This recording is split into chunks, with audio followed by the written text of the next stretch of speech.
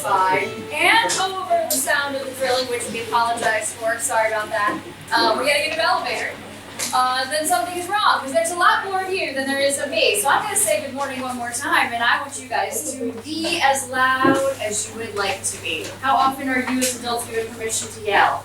Very seldom. So are you ready? You ready? Stretch out a little bit, everybody. Stretch out. Get those wings working. All right. Stand up nice and straight. Deep breath in. All right. Good morning! Good morning! All right, I think we're ready to go here. So I am very, very excited to welcome you all back to the American Center. I am Elizabeth Lee. I am the director of the American Center here, and I am the public affairs officer here. I am super excited that you guys are here in this building. It is a fantastic resource for people just like you and for people just like you, so you can learn new things, exchange new ideas, get information, make good connections, and talk about the things that you're working on and the things that are of interest to you. Now, I'm especially a big fan of this particular program because it does so much, and I'm really, really sad that we are wrapping it up.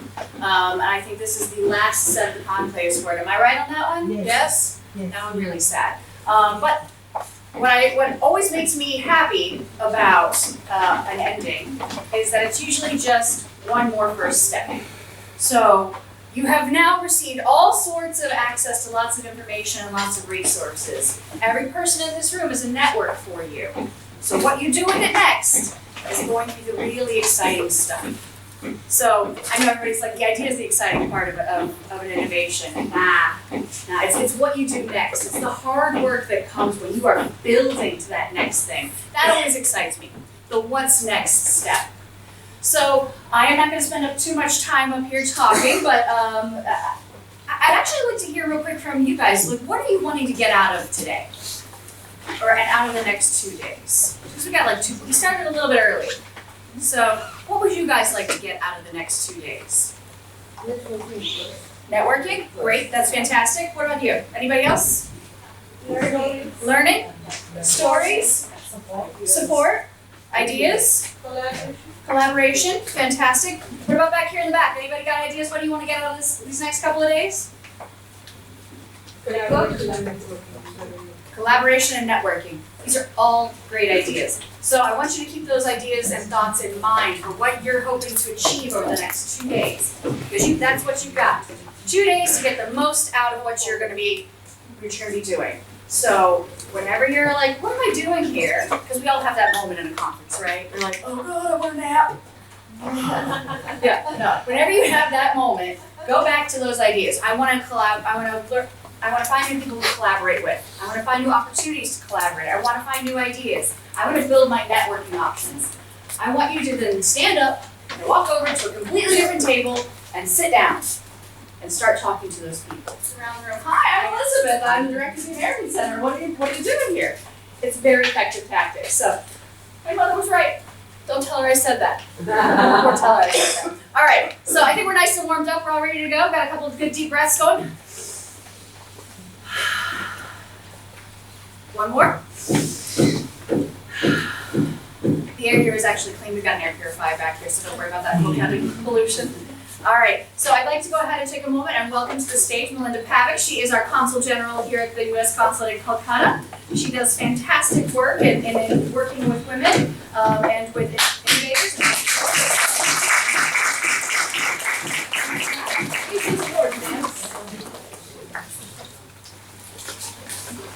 Good morning and namaskar, everyone. I am so happy to be here. I'm going to start out by saying that on International Women's Day, my voice decided to go on vacation. And it is only slowly coming back to work. And I'm not sure if I should see a therapist about the fact that on the day when women should have the loudest voice, I had none. But I will say that it's still, I've been slowly working my way through it. And I think one of the things on International Women's Day, I was in Guwahati, and I had 12 schools I was visiting where I had to be a speaker at each of them. And so, to be honest, the drilling in the elevator sounds a lot like the way my voice sounded that first day. And then it became very frog-like and croaky. but I hit every one of those engagements with the most energy and enthusiasm I could, and I feel like it really made a difference. So I'm going to do the same thing today, but I do apologize for the sound of my sort of froggy, croaky voice. So a warm welcome to all of our distinguished guests, women entrepreneurs and leaders across various sectors. Thanks for being a part of the unique conclave that aims to connect and strengthen people-to-people ties between South Asia and the United States. I am Melinda Pavic, as you heard, the Consul General of this consular district covering 11 states of East and Northeast India. I am honored to represent the United States, a country that believes in women's empowerment and an administration that calls for DEIA, or diversity, equity, inclusion, and accessibility in all realms. I myself am a strong supporter of DEIA principles, as are my team at the U.S. Consulate here in Kolkata. I am also a strong supporter of entrepreneurship. I am the daughter of entrepreneurs. My parents had 2 family businesses as I was growing up, and we talked about business over the dinner table every night, and they still wonder why I chose to go into government. They're actually arriving for a visit to India tomorrow morning, and so it's going to be their first time here, and I'm so excited to have a chance to show them around. But today's conclave on women wielding the workplace, WWW, aligns with this year's National Women's History Month theme of women who advocate for equity, diversity, and inclusion. The theme recognizes women throughout the world who understand that a better future requires that we eliminate bias and discrimination entirely from our lives and institutions. We know that bias and discrimination are inherent in all of our brains, but we also have to learn the skills that help us to recognize when we have those thoughts so that we can figure out ways in our institutions and our lives to counter that reality of our brain. I would like to thank our implementing partner, Contact Base, for their extensive outreach and hard work on this project in fostering capacity building, coalition building, mentoring, and knowledge sharing. Your work is vital in assisting women in taking leadership roles in workplaces across South Asia with a specific focus on India, Nepal, and Bangladesh. I especially want to thank Ms. Ananya Bhattacharya, there she is, for being such a wonderful partner of Consulate Kolkata and a strong advocate for women's economic empowerment. We really appreciate you.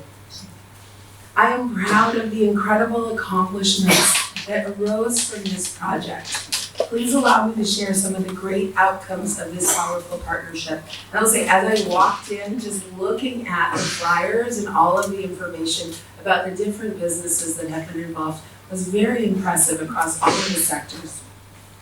So first, we created a network of more than 300 women-led businesses and 150 stakeholders, including incubators, investors, social workers, industry experts, business chambers, chief experience officers, and academics from India, Nepal, Bangladesh, and the United States, many of whom are women.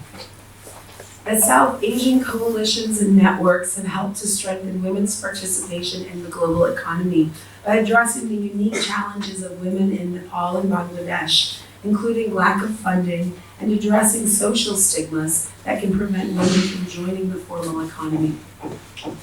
Through WWW, we launched a mentoring platform, www.womenforeconomy.net, which is supporting women-led startups in our region through capacity building and skills building. We have helped build positive dialogues around women engaging in entrepreneurial practices and leadership positions by working with media and meeting students to debunk myths, address conscious and unconscious biases, and reduce stereotypes. Project participants identified gender-sensitive policies that could be effective in workplaces in our 4 countries and developed a framework for sensitizing workplaces to adopt important gender-affirmative well-being practices. We have done these things with inclusiveness, welcoming women across geographic and socioeconomic backgrounds into this network.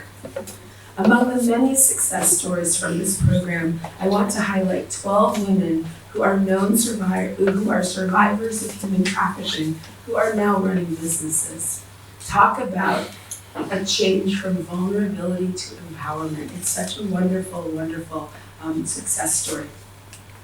These initial results give me hope for a more inclusive and prosperous Indo-Pacific region. The United States is committed to partnering with governments, the private sector, and civil society to enhance protections and reduce barriers so that women have more formal and direct leadership in the global economy. I thank every one of you for joining us as equal partners in crafting and implementing a shared vision of gender equality. In the words of Vice President Kamala Harris, if we want to strengthen democracy, we must fight for gender equality. Because here is the truth. Democracy is strongest when everyone participates, and it is weaker when people are left out. Thank you for being here today. Thank you for working on this important vision with us. Have a great workshop. Overview of the program, and recently our leading work, there was a drastic decline in women participation at work following the pandemic, and that's when we approached the US consulate and said that we are finding the reasons. We did a rapid study with Guwahati University and Calcutta University and identified the reasons, and we said we would like to work on this. So in the last 2 years, we reached out to these organizations and women in business, women giving leadership at work, different corporates, different industry sectors, business chambers, funders, investors, networks supporting women entrepreneurship. And some of the key reasons which came out were women were not networking, they did not have access to mentorship, and they did not know various things. They did not know how to use technology, they did not know how to apply for funds, and they did not know where to go and ask. So that has been really the objective of this work we did in the last 2 years. And we did several meetings all across eastern and northeastern India, from Nagaland, from Dimapur to Ranchi, to Aizawl, to Guwahati, to Siliguri, Kolkata. And we met more than 400 women who were working, who were doing business. And we realized that at corporate level, there is lack of gender sensitivity in the well-being policies. So we worked with mental health professionals and corporate to come out with well-being guidelines, and these are all available in our website, womenforeconomy.net. We did several online mentoring, and the main thing was this emerged as a platform for sharing and dialogue. So every week we showcased women who were giving leadership, and other women, they had a chance to interact and talk. We invited people to do online training, and we conducted online training sessions. So details are all in the brochure we have shared with you. So what we'll do today and tomorrow, one big problem all the women mention is access to funds. So I really thank all the investors, incubators, angel investors, networks who are here today. Today we look at you and all the women who are here to understand how they can access funding. So we'll listen to your sessions, and we also have women who have been mentored in the last 2 years. They will give elevator pitch.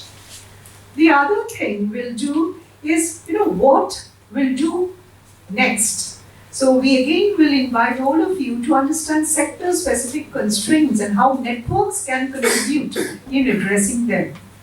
Tomorrow, as part of this overall framework of Invest in Her, we're talking about skills. We realize that finance and technology are two things which are critical, and somehow women had inertia in understanding it better. So we are going to reach out to educational institutions tomorrow to understand and to various not-profits who are working with vulnerable children to understand what they are doing. And again, we'll invite sector-specific experts to have a discussion and dialogue. So I think my colleagues have distributed small sticky notes where we invite you to share your expectations, and we'll put them up and we'll work on it. So it will be really 2 days of work involving all of us. Now to start with, what we'll do now is we'll invite some of the young entrepreneurs who have been going places. And we have here today people from Bangladesh, Nepal, India, and US. So we'll have 3 entrepreneurs from Nepal, Bangladesh, and India who will be speaking to you in 4-5 minutes, sharing their journey. The first one I'll invite is Melisha Givile. Melisha is from Kathmandu, and she works on gender equity, equality, and globally accessible education and technology. So I'll leave it to Melisha to share about her work.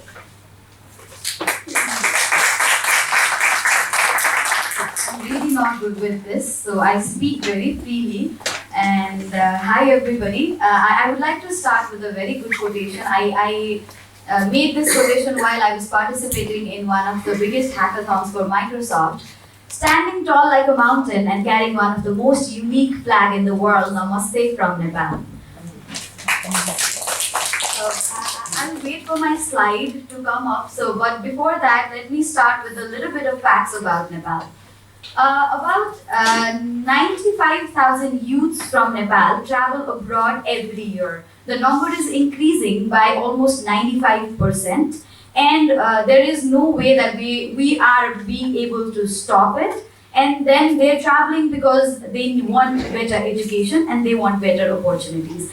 I think on all of these processes, me and my co-founder, she's right there taking my videos, we planned and then thought of staying in our country. Why? Because of, I think my slide would be a very perfect representation, but you'll see that pictures over there, because for the faces that you'll see over there. What it did to me is that it came up as a challenge and also as an opportunity for me, because as a moment where everybody wanted to leave, I thought that I should stay.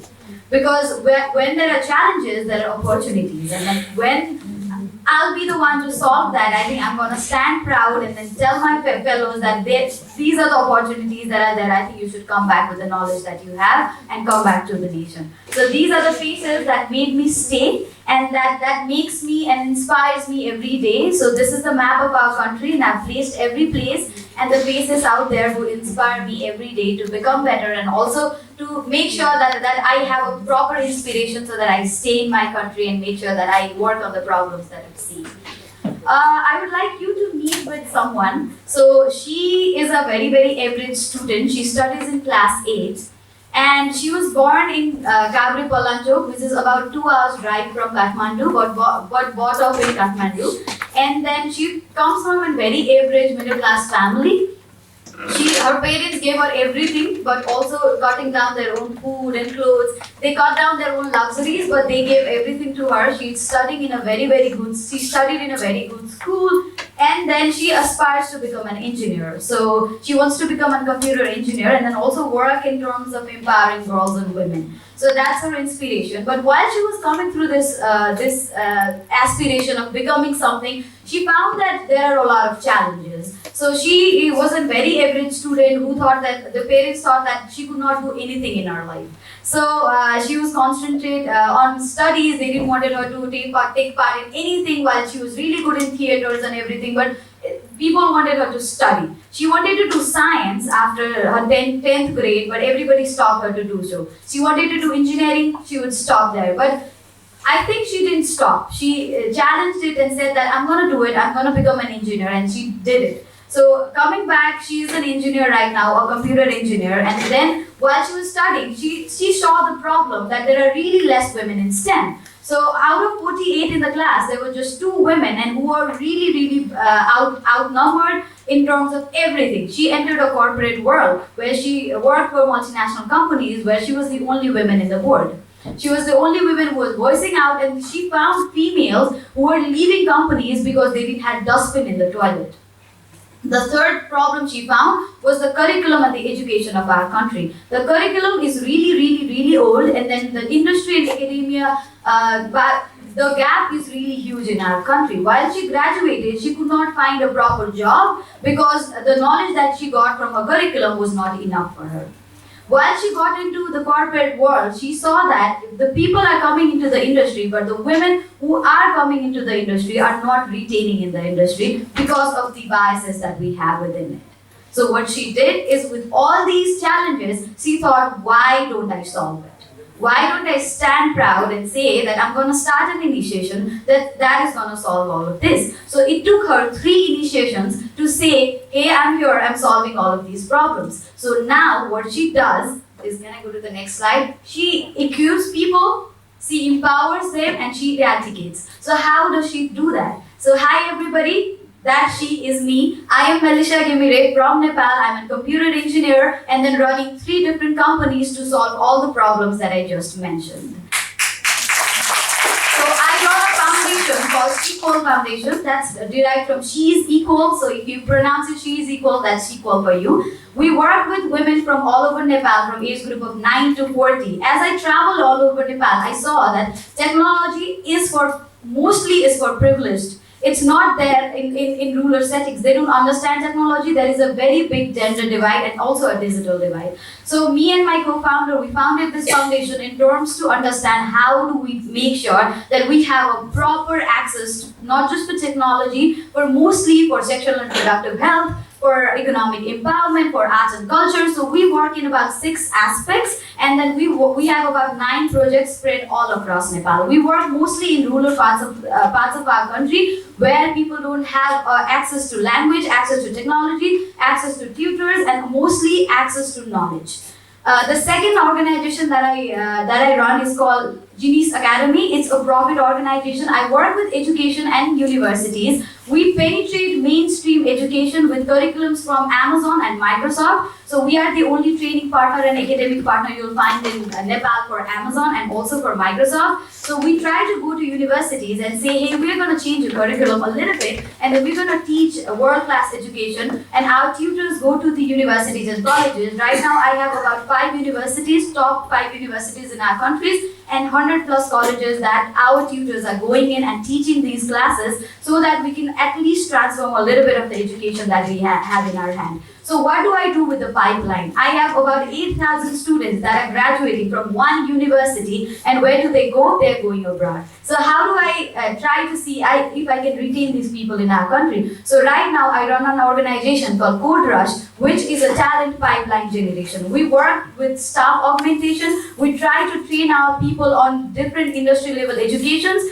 that are not available in our countries, from AI to blockchain to finance to data analyst to DevOps. So all these technologies that are running and up, we try to train people from Nepal, and then we place them nationally and internationally. So the people that we've trained right now work in India, Singapore, Australia, US. So we partner with organizations and also the clients we have, and then they try to take our people and place them. So they're doing brilliant in every part of the job they do. What I'm trying to do is I'm trying to put our country in the map. Our country is mostly recognized by Everest, by Buddha, but we've never been recognized by our talents. Like India, we have exceptional talents in our country, and my job here and my co-founder's job here is to put us in the chart and say, we have talents and these talents are leaving our country, please help save us. So that's what I'm doing, and this is the faces that we work with every single day. As I said, these are the people that inspire me. These are the numbers that we work with. We work with about 5 countries. Till date, in last 4 years, we've been able to inspire about 25,000 plus girls, women, and youths. We have about placed 1,500 youths in past 1.5 years in different countries and also nationally.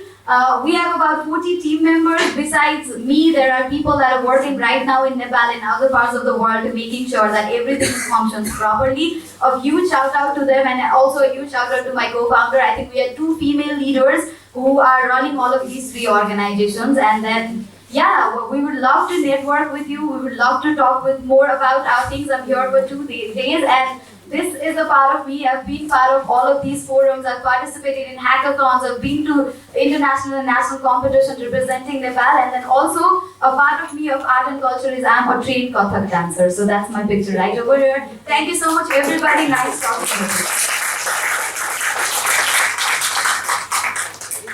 So you understand how inspiring our journey in the last 2 years have been as we have come across these wonderful young women. The next one is Ankita Dev from Kolkata. And what did Ankita do? You know, people aspire to go to various temples and pray to God, and sometimes it becomes difficult. And Ankita solved that problem. So with the app, and her company is called Utsav, which means festival. So I invite Ankita to share her journey. Hello everyone, good morning. I'll give a brief background. So I'm Ankita De. I'm born in Calcutta to very middle class Bengali parents. I did my schooling from different parts of India because my father served the Indian Army. And I came back to Kolkata for doing my college. I did engineering in electronics and communication from IIM Salt Lake. So those who know about IIM Salt Lake, it's less of a college and more like a school. So you have uniforms, you have entry time and exit time. And none of us used to enjoy going to the college. So that was the first point where we used to bunk college and we used to spend this time building something for ourselves.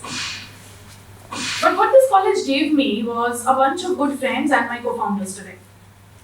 We started working on different projects for competitions, hackathons, won a lot of them and also won a lot of cash prizes. Even today, the Play Store account that we have was bought with one of those cash amount prizes we got. This motivated us to learn more, to keep building more and to build more and more actually. So it was 2020 and the pandemic hit India. We realized that everything was going online, right? Be it schools, be it office, be it work, shopping, everything. And we saw this trend going from young people to the oldest ones as well.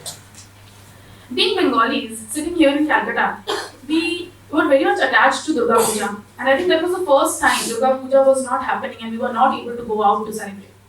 So we realized if everything can go online, why not have pujas? That was the first version of Utsav. It was downloaded by more than 20,000 people in just a week and the app got listed in the trending section of Google Play Store.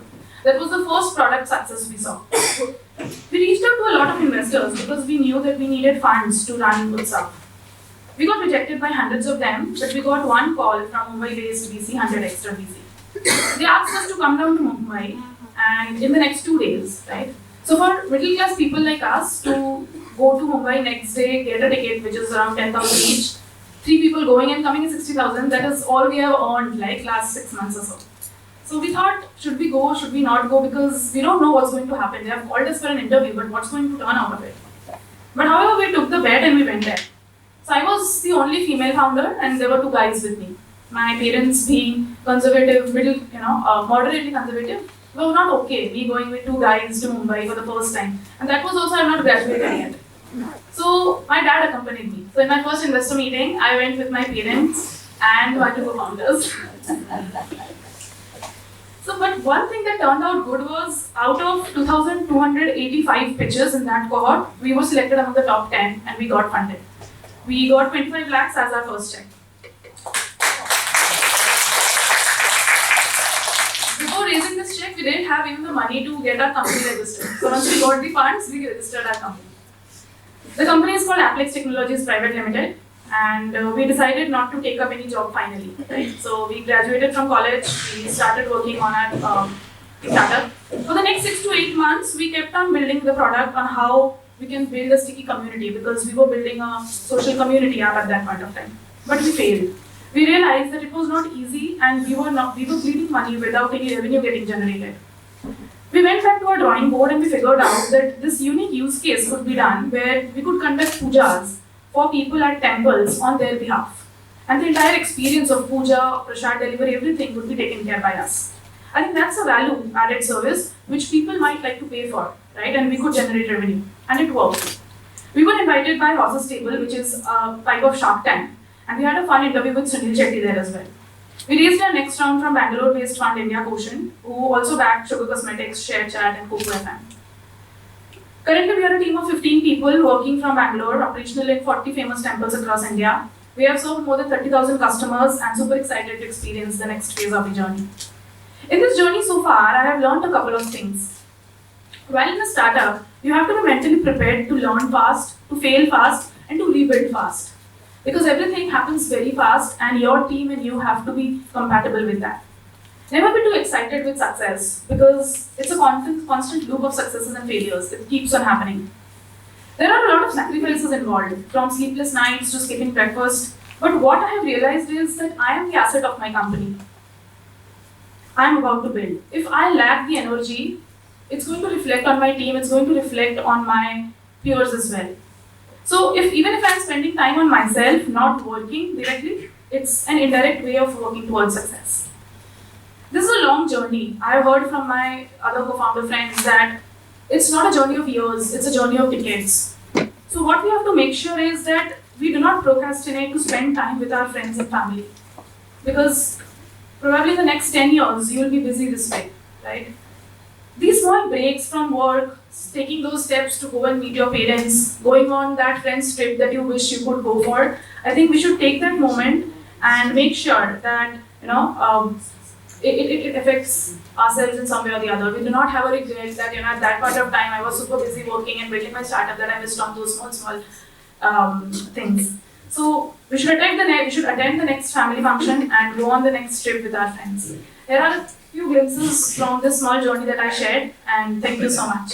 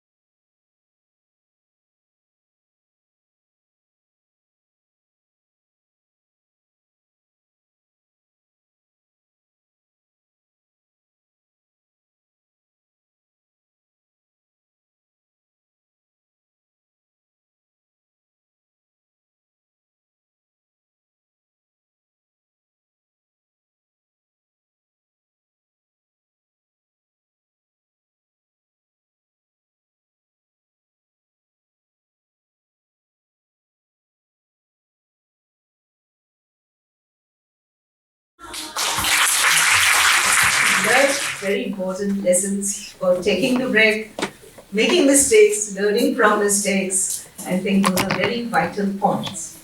The next story will be from Bangladesh. We have with us Tarim Shah. Tarim is an architect and social entrepreneur, and her organization is called Bharosha.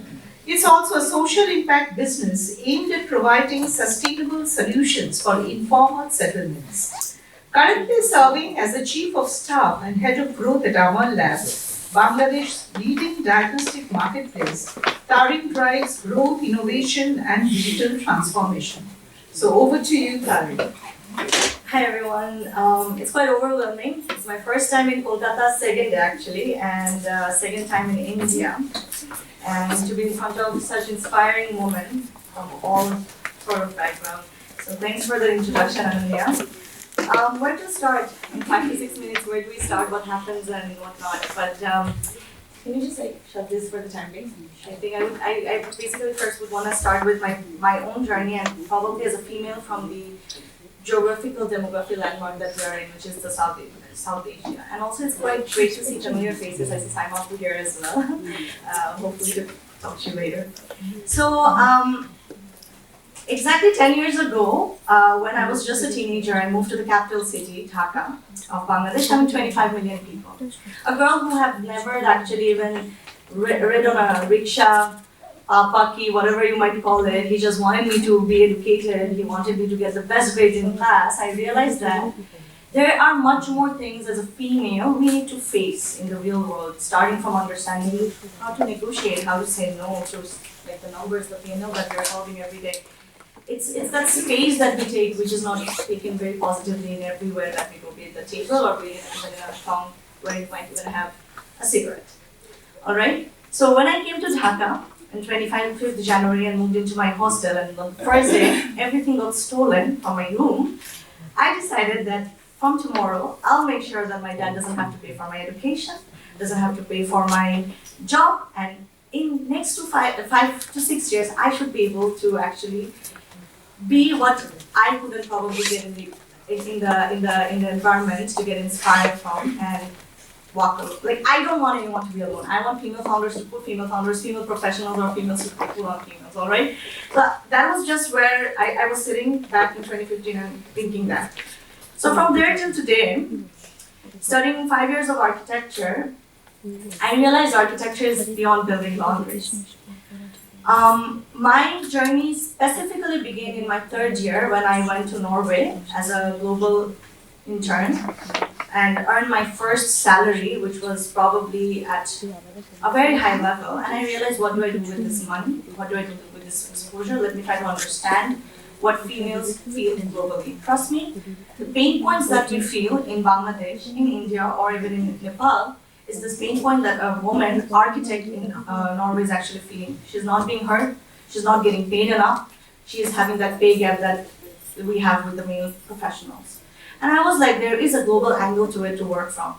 Can I do it by just getting a 4 CGPA in my architecture degree, or can I go deeper into my architecture degree, which is about systems change, which is about urban disaster preparedness, which is to work contextually with the people that is there in our environment or in our economy.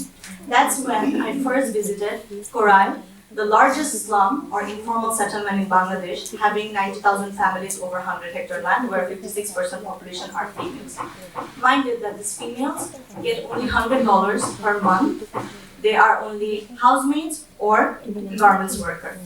But they have beautiful skills, like making the drape that you're wearing, the Noshikatha drape, to jute products, to beautiful jewelry. So why do they have to settle where they say that, I hope everyone understands Bengali, Shara jibon ki beda manusher bathroom dhu ami. So that's when it struck me when I was talking to these housemates. Every day when I was taking the rickshaw to my university, when I was talking to the rickshaw puller, that these people are actually not poor. They have a certain dignity that they came from certain skills. They're settling for a job that they're not okay with. And females are the most vulnerable, kids are the most vulnerable. And in that specific period, I actually saw a little kid making the best tea in my university. I graduated from RAC University, which is one of the largest NGO in the world. I graduated from RAC. And there was this little kid making the best tea. And everyone was like, oh my God, this is Chandler, why is it doing this and that? And I just went to Chotu and I asked, why are you making the tea? It has different flavors. You're giving Malta, you're giving Ovaltine. What's with this innovation that you're doing? He's like, I gotta earn more because in the evening, I need to pay for my own education. My mom is getting tired, going from houses to house and becoming me. And that's exactly when I applied for my first business competition and tried to understand how design can be intersected with tech and business. And that was my first exposure to YSI, Young Sustainable Impact, an incubator in Norway. And I went to top 50 out of 8,000, and then I didn't get selected. And I think that was the most beautiful feeling when I did first. And I was like, all right, time to find out what we don't have, because you probably know what you do. And then I contacted Alex, and I was like, hey, just tell me, why did I make it to the top 15? Alex was like, Karim, you have a beautiful vision. You have something that you want to do. You have that drive, but probably there's not a certain business model, there's not a certain sustainability. Bangladesh, being a very unique economy, which will be having the middle affluent population, or the MAC population, middle affluent class, growing at an 18% CAGR for the next 5 to 8 years. That means the purchasing power of us will be increasing. But for what? That is what we need to figure out. So working in that economy, and becoming from developing to developed nations with all that's going on, our grant will be decreasing, our capital entry will be decreasing, all right? So how do I create a sustainable business? Be it a conservative kind of revenue, be it you spend 10 taka, just get 11 taka, no worries. But how do you do that? And that's when I first realized, all right, I have an internship in Norway. It was nice. I know about design, I know about the global aspect. What do I do next? I got an internship in Ashoka, which is the US-based NGO where Sir Fazl Hassan Abed, Dr. Yunus, they are Ashoka Fellows. We're getting connected to more than 3,000 Ashoka Fellows with beautiful social entrepreneurship experience where you can build impact and build numbers at the same time. I was like, all right, this is my niche. I want to be involved with these people. I want to learn with them. And the next internship that I got, which my friends were asking me, how many internships do you need? I said, as many as that is required, because sometimes it's the skill set that's not there. Maybe we have a lot of drive that we want to do. And that's when I got exposed to the great team in India who was working in Bangalore, visited Bangladesh, and we selected Ashoka Young Change Makers. Kids who are 16 and 18 and stopping child marriages from 500 to 600 population, all right? And they're just 16 or 17. And then I was like, all right, okay, I have time, I'm meeting these people, and I will be graduating in a year or so. Things are planned. Okay, let's see what happens. And then COVID hit. And that's when I understood that as someone who's this privileged, who got access to education, has access to health, has access to capital, knowledge, you name it, is really vulnerable right now at this point, because you are seeing everyone suffering from every angle. The maids in Dhaka, 56% of them lost jobs. Businesses dropped 50%. Like Ananya mentioned here, female entrepreneurs were vanishing. Female architects, girls who were about to graduate already decided they're going to get married. 20 of them graduated, one of them in the working field. I was like, we have to increase the female participation. Let's start with Bangladesh, then let's see where this goes. And that's when, luckily, my university placed 4 black students to Bard College, US, which is under the Civic Engagement Center of Bard College, for a course called Global Leadership and Activism during COVID. And I met Miss Kami Jones, the dean, and she was super inspiring, saying how women of color, how being in the States, her friend could not get a line while being pregnant. And then again, I realized women are 100 years behind in every field, and we have to be each other's to push that needle of change. And that's when I realized, and Porsche was built with Miss Kami as a project, the first project, and our first grant was from Bard College. And the grant was very little, I wouldn't mention, but it was the most happiest feeling for me right now. And it was the happiest feeling for me right now because that small dream that we have built into this. So the PPT here is actually about Amar Lab. This is my second business. My first business is Porsche, which I'm building with my co-founder. She's currently in Canada, and she's actually one of the survivors of the terrorist attack that happened in Bangladesh. That's how we both met, and we both wanted to do something. Porsche, I'll just give a one-liner before I move into Amar Lab, where I work with female health and reproductive health as well, along with the generic health. Porsche is actually the platform that works with the informal economy female to increase female participation from 18% to 50% in the next 10 years. Informal economy is actually 80% of the population in Bangladesh, which is agriculture, service sector, construction sector. Agriculture has a lot of startups, but you wouldn't see service sector and construction sector. And moreover, the jobs in the informal economy, 90% of those are female doable. Female are able to build, to cook, or to do other things. But yeah, just give me 1 minute, I'll get done with this. I don't want to talk much about my business, just about my journey over here. So I don't want to talk about the business much. Just give me a minute, I'll just wrap up with how I came actually to here. Females are able to do that job, and they are deprived of it. They are not being able to do it, and I build an online alternative job sourcing platform where I connect that woman with the right skill set, bringing in big orders from H&M on jute or jute bags or nukshi katha to actually serving them. And if you do that, you can actually hike up the pay of this female up to $200, actually minimum $200. It can go 20, 40, 60, 80% above as well. And I have worked with more than hundreds of females in Coral itself, extending to the second and third largest informal settlement, Raibajar and Posila. That's about Morsha, which I'm working on the side.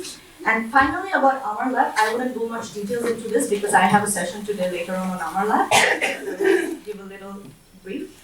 Just like how you can order food on Foodpanda, or you can order a ride from Uber, you can order any sort of diagnostic test from anywhere you are in Dhaka, and it will be done within a few minutes, where you might take hours to go to a diagnostic center, come back and then drop it.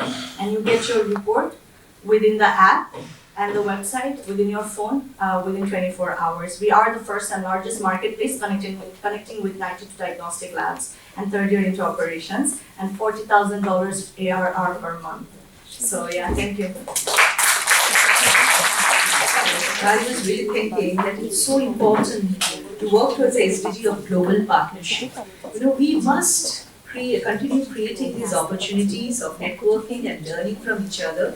And this is another area where the US consulate has been really providing excellent support to us.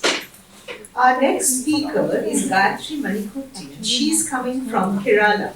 She's an assistant professor and a computing education research lead at the Ambachi Labs, Amrita Vishwa Vidyapeetham, India. Today, what she's going to share is about how civil society inputs were taken for the G20 recommendations on empowering women. So Gayatri, over to you. Thank you, Ananya, and a very good morning. So we all know that last year India held the G20 presidency, and gender equality in particular got a lot of prominence in this G20 recommendation. So I will be presenting a few of what could be the road ahead, especially for women-led businesses, from the G20 recommendations and all the deliberations that happened last year. Many of the G20 discussions that took place was centered around women-led development. So one of the important goals that came out of the G20 deliberations was the commitment to the 2014 Brisbane goal and to the implementation of the G20 roadmap towards beyond the Brisbane goal 25 by 25. What this means is to work towards 25% increase in labor force participation by women by 2025, and also asks for more, better and equally paid jobs for women. Right? What this means also is that we need to know how we are working on women's empowerment, on gender equality. How can we track this? How do we know whether we are achieving those goals that we are setting for? Okay? The G20 discussions also looked at factors. Why are women not being able to participate in the global workforce? What's impeding them? And one of the important things that came out was regarding the disparities in care work performed by men and women. Women drop out of education, out of job, as a result of the burden of care. That is the care that they have to give the children and the elderly. So the declaration stressed for the pressing need to redistribute women's care responsibility by two means: promoting investments and in availability and accessibility of social protection schemes, and also providing affordable care infrastructure. So therefore, by distributing equally unpaid care work between men and women, the G20 declaration seeks to encourage women to engage more actively in pursuing economic opportunities.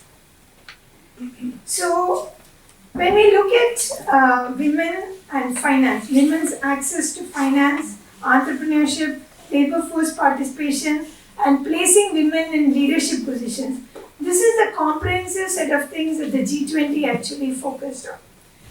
So this is great when we look at the G20, but how is it that we should take this forward? What does it mean for all of us to have these recommendations, and what we should consider when we are trying to implement this at our own levels in the businesses that we are, in the communities we are.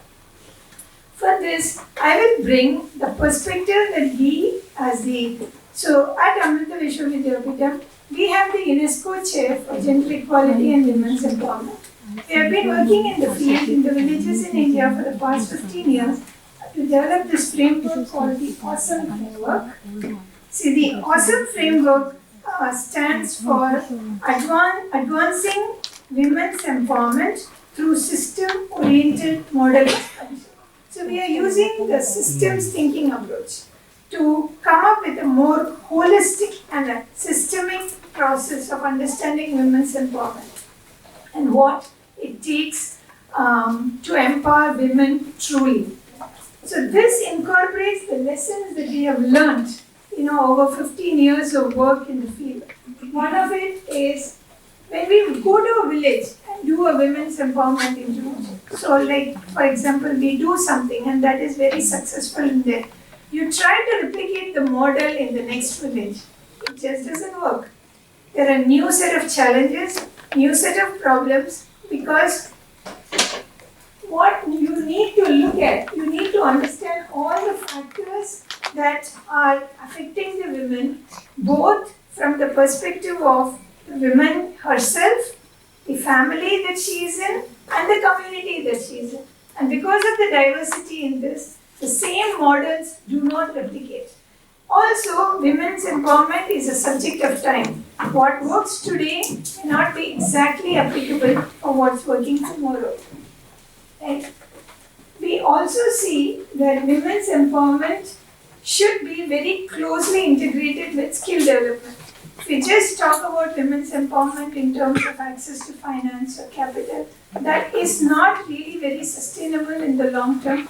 We are living in a technology age. I am a technologist myself, and we have to keep learning to reinvent ourselves, keep learning to adapt to new technologies.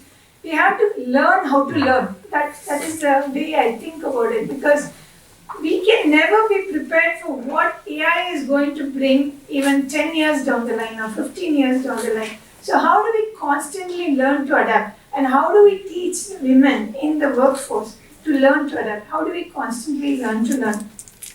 So from this came here, in this framework, we look at multiple levels. We look at four domains. The first domain is awareness, second is opportunity, third is access, and the fourth is mental space. Awareness is the knowledge and the understanding of the factors, the constraints, and the processes that are surrounding an intervention. What is keeping things in its place right now? Why is the situation what it is? Right? Unless we have a full understanding of it, we are not going to be able to make any change in what is there. Opportunities. What are the resources? That is, what are the material, financial, human, social, political resources, the assets that are available in order to make a change? Right? So those are the opportunities. The third is the ability and the access, that is the ability to obtain and make use of those opportunities.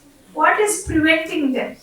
And the last is the mental space, that is what is the person's individual beliefs, norms, values that are held by the individual, by the family of the individual, and the community. And when we talk about the community, the culture and the tradition.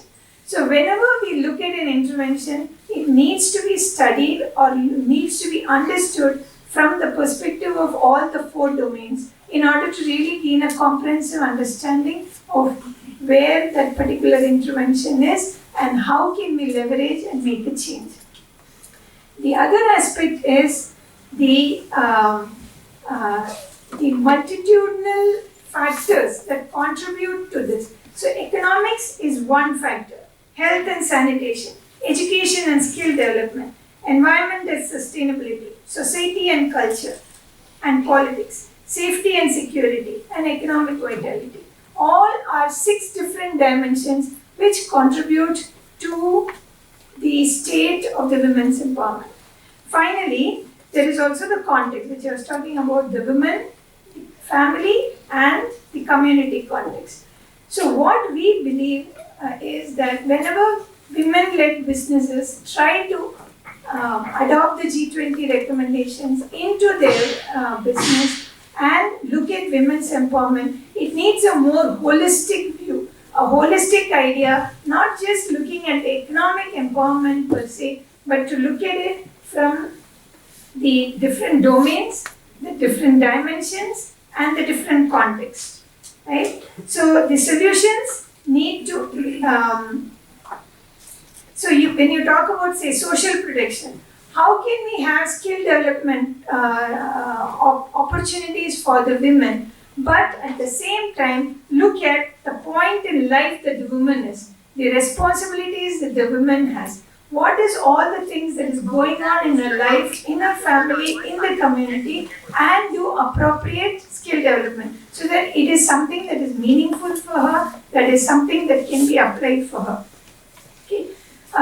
Then we need to look into making sure that we are not reinforcing gender stereotypes. We are not trying to reinforce the vulnerabilities that are there, but actually coming up with gender-sensitive training. So this is not an afterthought. We are not trying to fit the woman in the man's role and say how can women be a better man in the man's role, but how can women carve a niche for herself? How can she stand by the universal motherhood that all women have as a feminine aspect of women, and how to make it in such a way that she carves a distinct role for herself as a woman. So I think that women-led businesses already are a great start. They already are a path towards gender equality. What needs in this women-led business aspect is to look at women's empowerment and gender equality from a holistic perspective.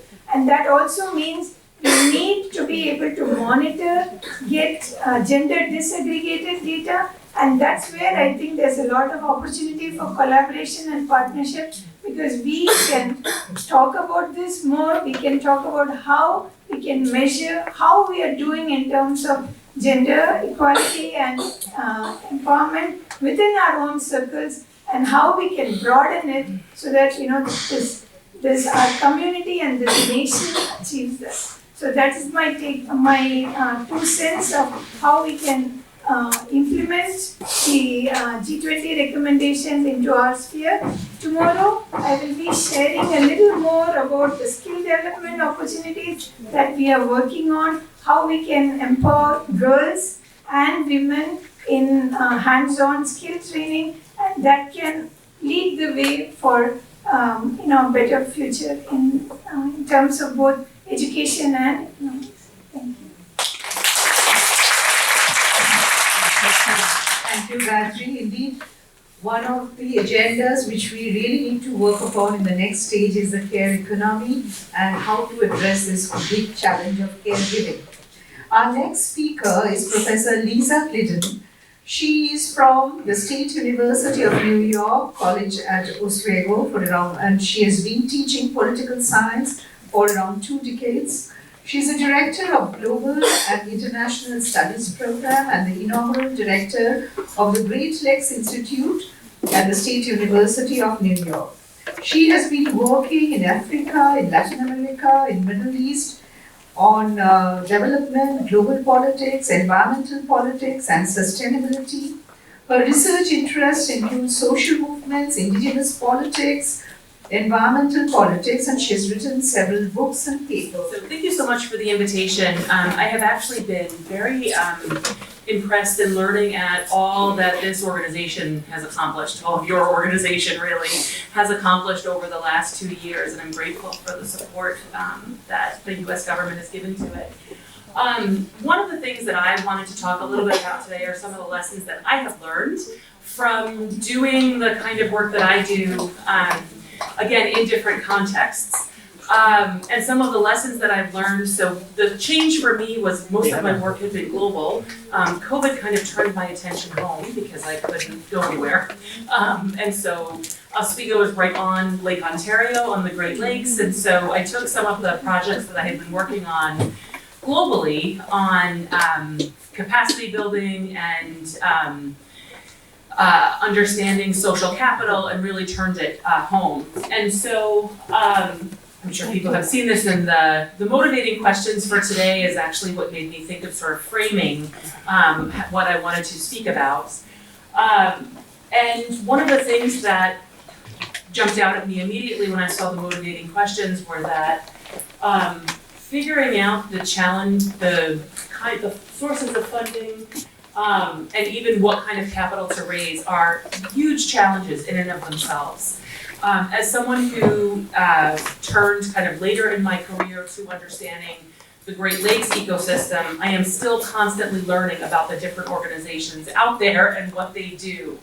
And so one of the things that I wanted to address today was what it means to engage stakeholders, because we hear this all the time, and actually this is, I think, very similar to what we've heard from some of the other groups today, speakers today.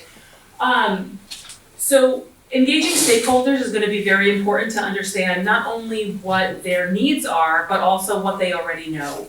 And it could be that there are things that they know that as like organizers or as other external parties, like we may not even understand some of the source resources that are available on the ground.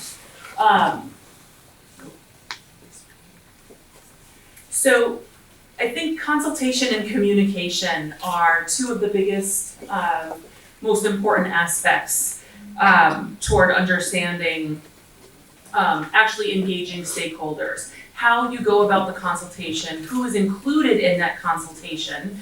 As Melinda was saying about diversity, equity, inclusion, and access, really taking that to heart and understanding who gets consulted, whose voices are heard, who's not brought to the table, and then how you can determine the needs. So I'm gonna briefly talk a little bit about some of the challenges that I have faced in trying to build, and it's not just me, but like working with several other people to build a network of people who are working on the Great Lakes.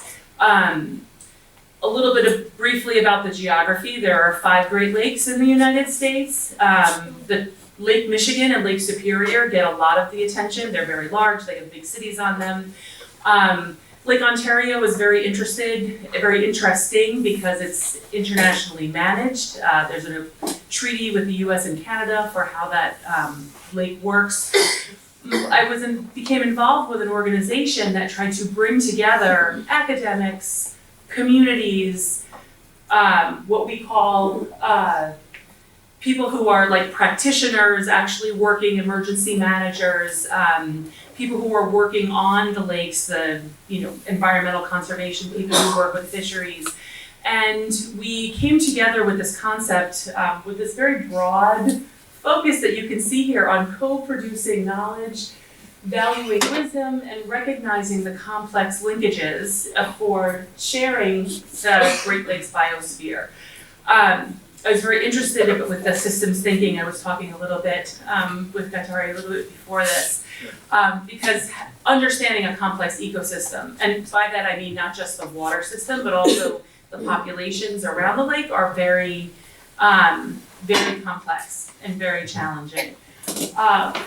Co-producing knowledge and valuing wisdom from our cultural perspective come often with connecting with the indigenous communities whose land we are on in the Great Lakes region. And many of the challenges that I heard, often in the form of complaints, were about that co-production of knowledge and really kind of coming to it with a very honest kind of perspective. So if you're going to be co-producing, if you're going to be networking, the idea of co-producing means that you're not coming in with a set agenda. You kind of have to see where it takes you. And valuing wisdom, valuing different ways of knowing can be very challenging, especially for people in academia who might see themselves as like experts on something. So the consultation is probably the largest concern that we have heard with, especially among Indigenous communities, of who it is who's brought in to contribute and whose voices get to be heard. And also when in the process they are brought in.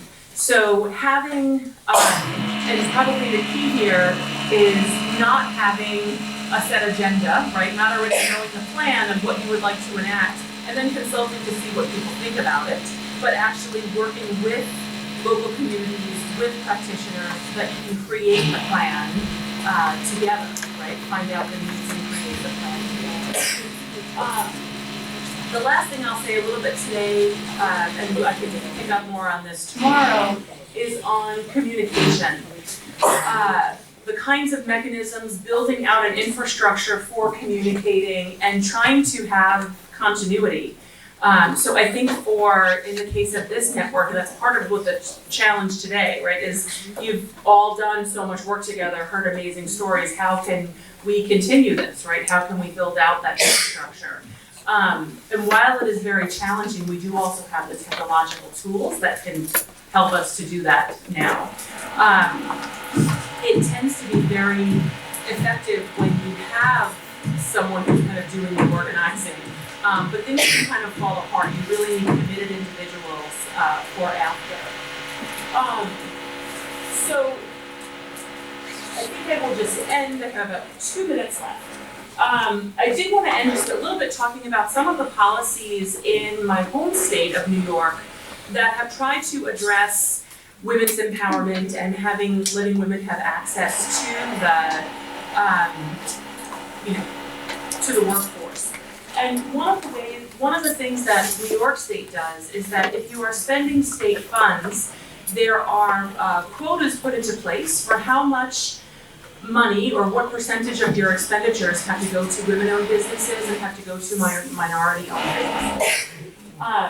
I received a grant 8 years ago to renew a playground in my community.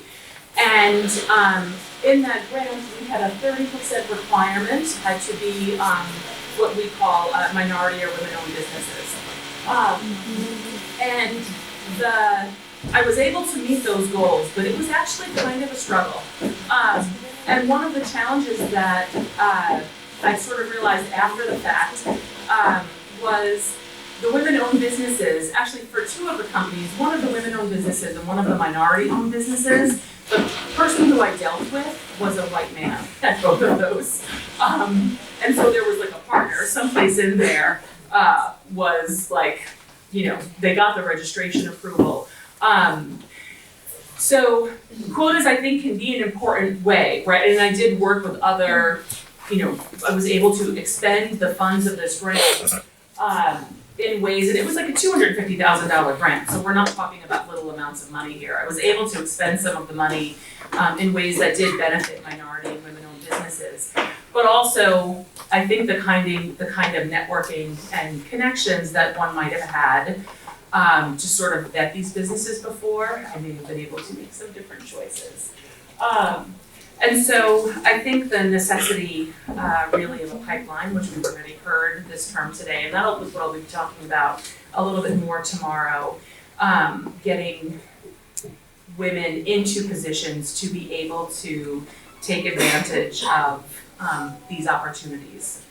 So that is my 11 minutes. Thank you. Gender diversity. And the services range from technology to hospitality to event management to advisory services to capacity building services. So all of you are giving these services. So all you need to do is to connect with WeConnect, get registered, because as Lisa shared that it has to be a truly women-led company, and then you know, the world opens up and Microsoft was saying they mandated to spend some close to billions, some huge figure, and they're not finding people. So, you know, it's a huge gap out there. So, with whatever services you have, approach corporates, get registered as women-led and connect with WeConnect. Now, connection was really the motto of our program, and we tried to connect with the students, the universities, and one partnership we really valued and we have with us Dr. Madhuba Bakshi there, and I request Madhuba to come up, and her students. And what they did is they did social media campaign all through. As I was sharing, we use the technological tools all of us have been discussing, and they created wonderful campaign to shift, you know, mindsets, to change the norms.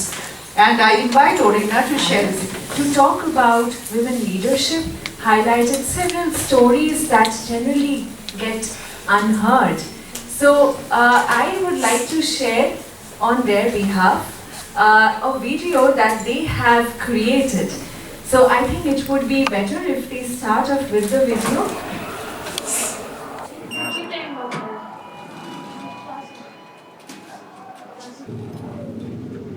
Hi. Congratulations. Thank you. এত তাড়াতাড়ি join করবি ভাবিনি। এত কিছু সামলে office কি করে আসে কে জানে। আমার তো ঘুম থেকে উঠে অফিস আসাটাই যুদ্ধ মনে হয়। সিরিয়াসলি।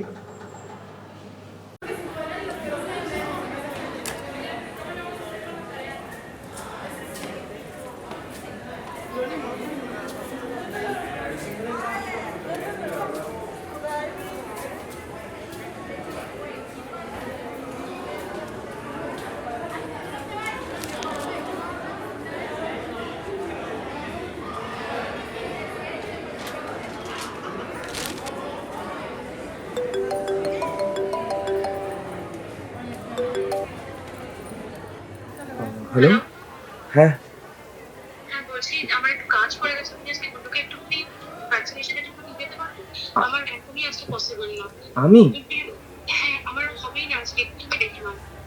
ঠিক আছে। আচ্ছা ঠিক আছে। Hey, did you send it, man? Hello.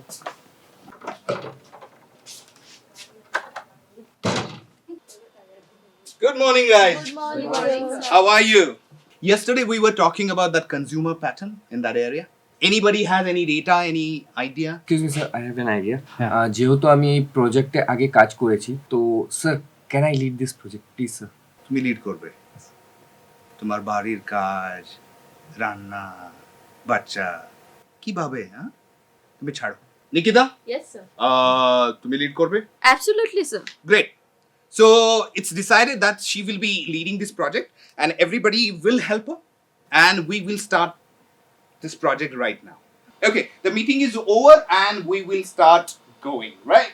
Okay, thank you.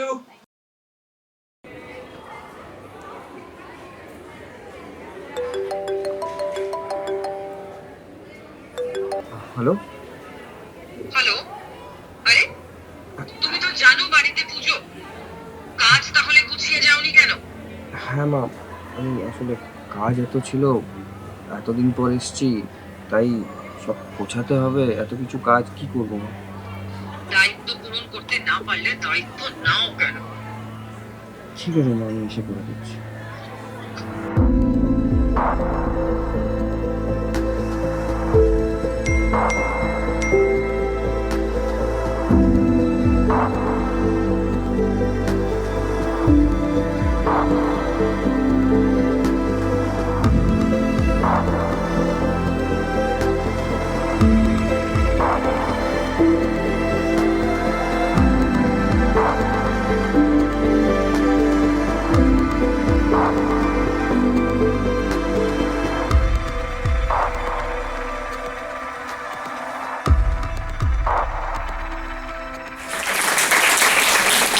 Everyone, this is Anisha and I'm here with my team. We are from the Heritage Academy, and in this film we portrayed what a woman generally goes through. We have shown all of that through a man, because if we portrayed a woman, that would be very normal for the society, because the society views women as not a creature but a human being who is all-rounded, who is expected to do everything. which is not very fair. In today's generation, men and women, they should be treated equally, and even if a woman does not choose to do everything, doesn't make her any less important. Thank you. That's all on stage. Amisha Singh.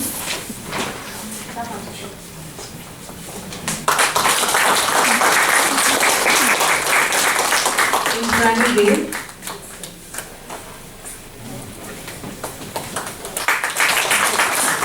Vitisha Das.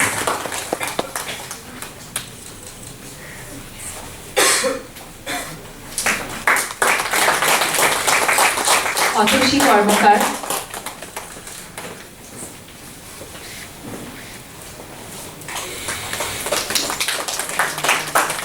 And Sriborna Kohli.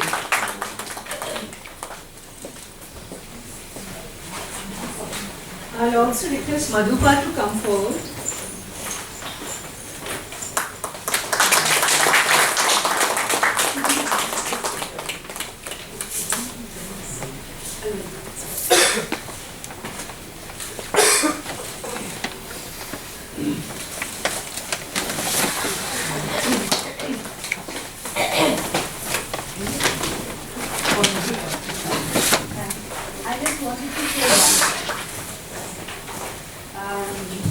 Thank you, Anna, for the opportunity to the students. Our students are consistently creating media. So this was a unique one. They had to go out and really find out facts about women who are working and put it up. I hope it inspires them to become entrepreneurs. Because when we go back to the classroom, it's not so easy. They're all looking for jobs. And I just hope that this has given them the inspiration that they can stand on their own feet. Thank you so much.